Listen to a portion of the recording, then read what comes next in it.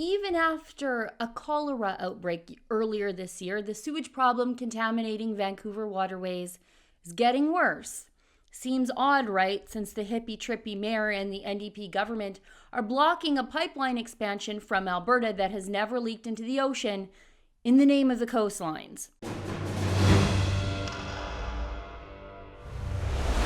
Vancouver's False Creek is a popular recreation spot. In fact, the city of Vancouver used the area to host the Concord Pacific Dragon Boat Festival that drew boat teams and visitors from all around the world. But during the festival, there was one unspoken rule. No playful paddle splashing because, you might get cholera, dysentery, norovirus, or hepatitis A, and that's if you're lucky. And that's because the water in False Creek is contaminated with raw human sewage, and it's been that way for decades. The water at False Creek is contaminated for a couple of different reasons. Now, according to the city of Vancouver, recreational boaters dump their sewage holds into the waters there.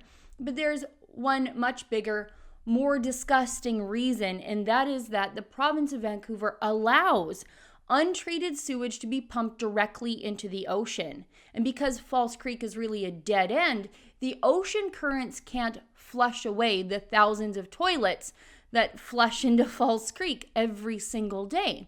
Right now, False Creek contains 4 times the levels of pollution deemed safe for swimming. It's an E. coli petri dish that often smells like sewage. It's no secret. It's never been a secret. How could it be a secret? It literally stinks like an outhouse there some days.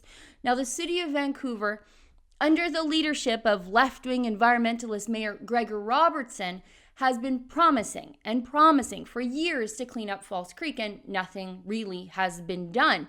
In fact, in data obtained by the Toronto Star in this unusually good article for them, despite the mayor of Vancouver being a raging, tree-hugging hippie, and the NDP government of BC being populated by radical environmentalist wackadoodles, the amount of untreated poop soup pouring into BC waterways has reached a 5-year high.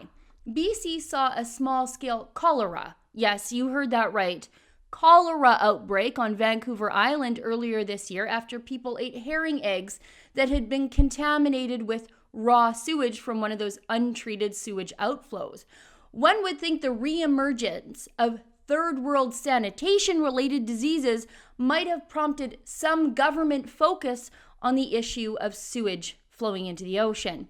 But alas, the issue of BC using the ocean as a septic tank was lost in the shuffle by a government focused on blocking the expansion of a pipeline from Alberta that has never, ever leaked into the ocean after 70 years in operation.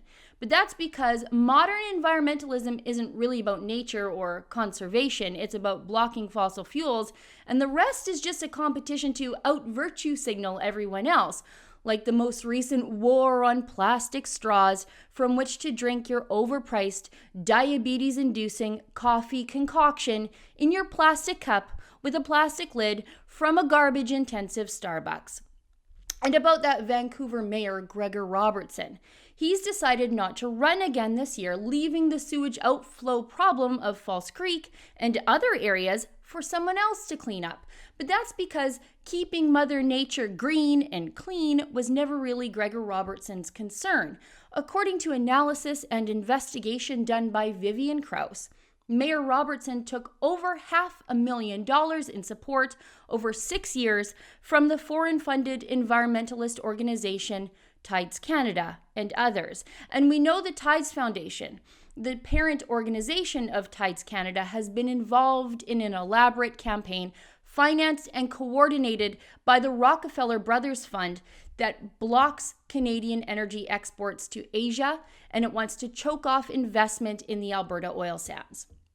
In 2010, Mayor Robertson and his chief of staff, Mike McGee, visited the Rockefeller Brothers offices in New York and met specifically with the Rockefellers' coordinator of this oil sands campaign, Michael Northrup. So yeah, while baby whales navigate a stew of human fecal matter from Vancouver, Mayor Gregor Robertson can retire successfully because he did do the job that he was, quote unquote, hired by Tides Canada to do.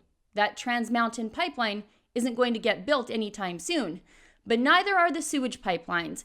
And that's what happens when your mayor works for foreign-funded, anti-Canadian organizations and not the people of Vancouver. For the Rebel.media, I'm Sheila Gunn Reid.